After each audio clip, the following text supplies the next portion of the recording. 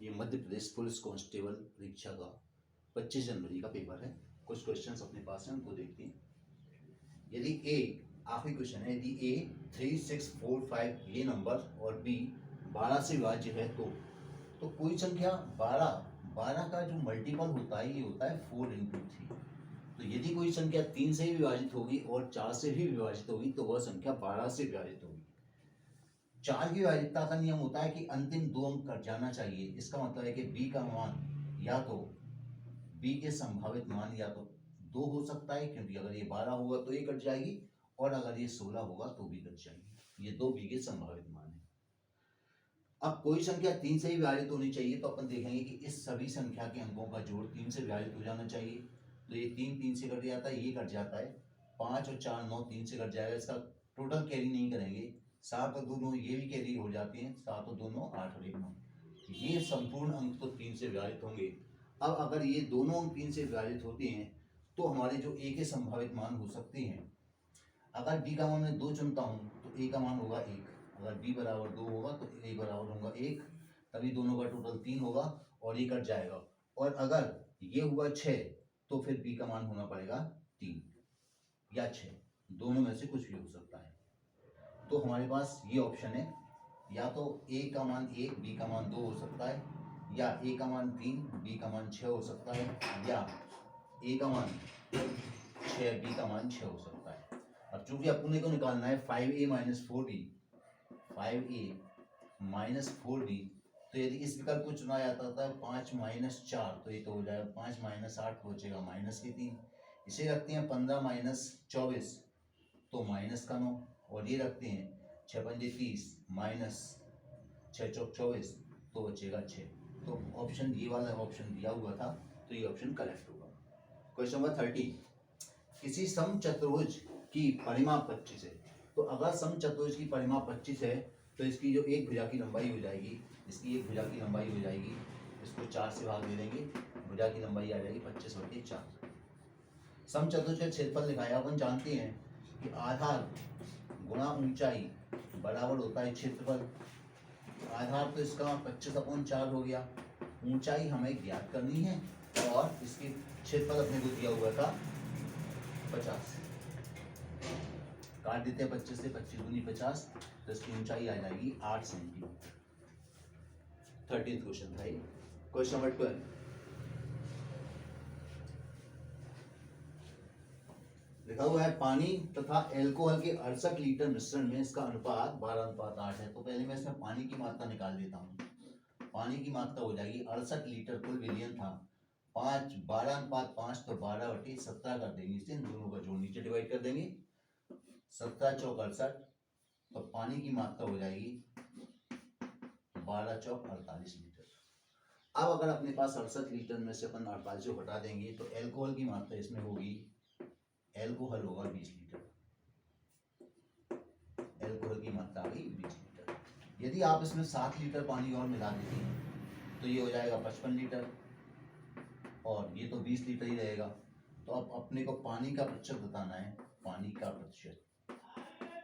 तो पानी 55 लीटर पानी है, कुल मिश्रण हमारे पास यदि इन दोनों को जोड़ दें तो 75 आता है, गुणा 100 करती हैं, 25 से काट दिया, 25 चौक 100, 25 दिया 75, 5 चौक 20, 5 चौक 220 बटे 3, 3 सत्ते 21, 3 तिरका 9, 1/3%, यह पानी की मात्रा हो जाएगी।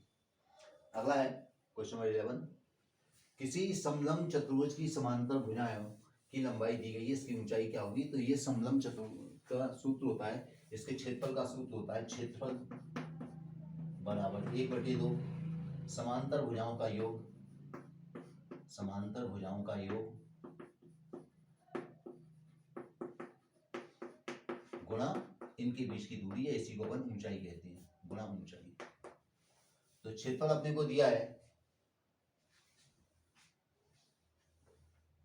इसका क्षेत्रफल 18 सेंटीमीटर स्क्वायर, साइज 18, तो 18 बराबर 1/2 समांतर भुजाओं का योग, जिसे हम लोग चतुर्भुज समांतर भुजाएं 10 और 18 थी, इसकी ऊंचाई क्या है, यहाँ क्षेत्रफल दिया था, शायद इसका क्षेत्रफल दिया था 150 दिया था, क्षेत्रफल दिया था 150, तो यहाँ जाएगा 150, समांतर भुजाओं का योग, समांतर भुजा एक 10 की है, एक 18 की है, इसे 15 लीजिए तो 15 और 10 25 हो जाएगा, इंटू ऊंचाई 25 का 150, 6 दूनी 12, एच आ गया 12 सेंटीमीटर।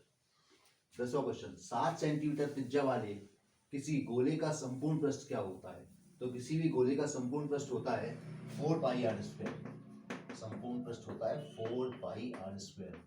तो 4 पाई मतलब 22/7, आर स्क्वायर मतलब 7 इंटू 7, 7 से 7 कट गया, 88 इंटू 7, 8 7 56 की 6 5 56 और 5 61, 616 वर्ग सेंटीमीटर, ये इसका संपूर्ण पृष्ठ होगा।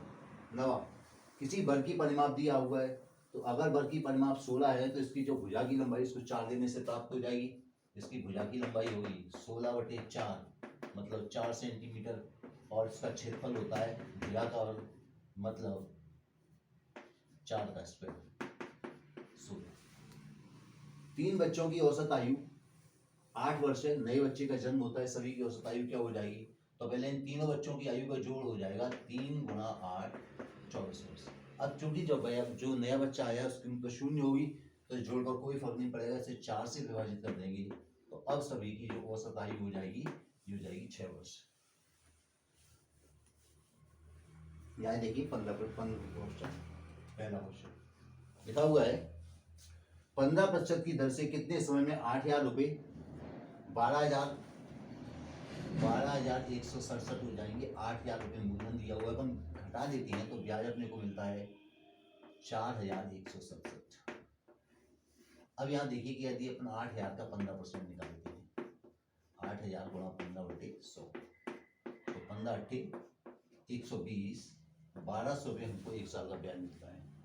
देखिए 12 एकम 12, 12 दूनी 24, 12 3 36, 3600 से कुछ ज्यादा है, तो हमारा को आंसर का आइडिया लग गया, क्योंकि उसमें आंसर 3 वर्ष ही दिया था, तो 3 वर्ष आंसर होगा, 4 वर्ष नहीं हो सकता, क्योंकि 12 चौक 4800 तो साधारण ब्याज ही हो जाएगा। क्वेश्चन नंबर दूसरा, 2 लड़कों की वर्तमान आयु का अनुपात 5:6 है। दूसरा, तो मैंने मान लिया कि उनकी आयु एक की 5x है और एक की 6x है।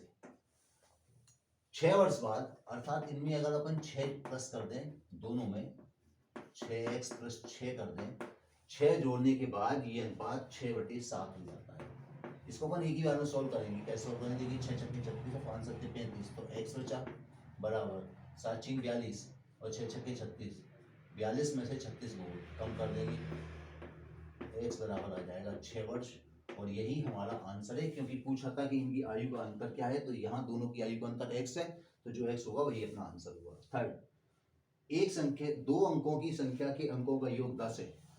दहाई-अंक इकाई के अंक से 4 अधिक है। देखिए दहाई-अंक इकाई के अंक से 4 अधिक है, तो अगर अपन इसे 9 लेते हैं, इसमें 4 कम कर देंगे तो एक संख्या आएगी 6। एक तो ये संख्या हमारे पास आ गई, पर इसके अंकों का जोड़ 10 नहीं है, तो फिर ऐसा करें, इसे कम कर दें, इसे 1 बढ़ा दें, इसे 4 कम कर दें, तो ये 84। इसके दोनों के अंकों में 4 का अंतर है, पर इसका जोड़ 10 नहीं है। अब देखिए ये हो जाएगा 7 3, 7 और 3, 7 और 3 का योग 10 है, और ये संख्या से 4 अधिक भी है, तो हमारा ऑप्शन करेक्ट होगा 73। चौथा, 36 व्यक्ति, तो इसमें सिंपल कंसेप्ट लगता है, man into days upon work equals to man into days upon work. कितनी आदमी? 36 आदमी है, 21 दिनों तक कार्य करते हैं, और इनका काम दीवार बनाना है, इसका मतलब ये वर्क हो जाएगा, ये 140 मीटर लंबी दीवार को बना लेते हैं। तब पूछा है, तब 14 दिन में 9 व्यक्ति, तो 14 इंटू 9, ये कितना वर्क करेंगे, तो हमारी दीवार की लंबाई हमको मिल जाएगी। 9 से काटा, 9 चौक 36, 7 से काटा, 7 3 21, 7 दूनी 14, 2 से काटा, 1 2 बार कट गया, आ गया 6, 2 से काट देते हैं, से कटेगा 70 बार, तो ये वर्क आ जाएगा 70/3, 23 सही 1/3 मीटर लंबी दीवार बना देंगे। छठवां क्वेश्चन, 5वां क्वेश्चन है, नल ए तथा बी किसी टंकी को क्रमशः 16 और 17 घंटे भरती हैं, तीनों नलों को खुला रखा गया। तो इसके लिए कंसेप्ट होता है कि आप पहला नल 3 घंटे चला, दूसरा नल 3 घंटे चला, इसके बाद पहला नल और कुछ समय चला और टंकी भर जाती है, अर्थात 1 हो जाता है, तो ये आ जाएगा x/16 बराबर 1 - 3/17 -3/16 x/16। इसका एलसीएम अपन यही लिखते हैं 17 × 16। तो 16 7 112 2 11 16 एकम 16 और 11 27 माइनस 16 की 48 17 की 51। ये 16 से 16 कट गया तो एक्स हमारे पास आ जाएगा 272 माइनस ये 9 और 9 अपॉन 70 घटाएंगे इससे तो बचेगा 3 ये 10 7 अपॉन 17 तो 10 सही 3/17 घंटे का समय लगेगा और समय लगेगा जब भी 30 आंसर से भर देगा, पहला आंसर से कंप्लीट भर देगा।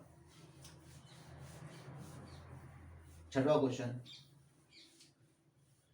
अर्धगोले का संपूर्ण पृष्ठ क्या है जिसकी त्रिज्या 21 है। तो अर्धगोले का संपूर्ण पृष्ठ होता है 3 पाई r²। तो 3 × 22/7 r 7 है 7 × 7 सॉरी r 7 ही है नहीं सॉरी r दिया अपने को 21 दिया हुआ है तो 21 × 21 7 की 21 9 दूनी 18 9 दूनी 18 19 × 21 इसका मल्टीप्लाई कर लेते हैं तो 198 2 से गया 8 दूनी 16 की 6 19 दूनी 38 और 39 ऐड किया तो 8 9 6 15 5 10 11 1 4 ये इसका आंसर होगा। और लास्ट हमारे पास है किसी बेलन का वक्रपृष्ठ दिया हुआ है। तो लास्ट क्वेश्चन नंबर 7, तो किसी बेलन का वक्रपृष्ठ होता है 2 पाई RH और 2 पाई RH हमारे को दिया हुआ है वक्रपृष्ठ कितना है 528।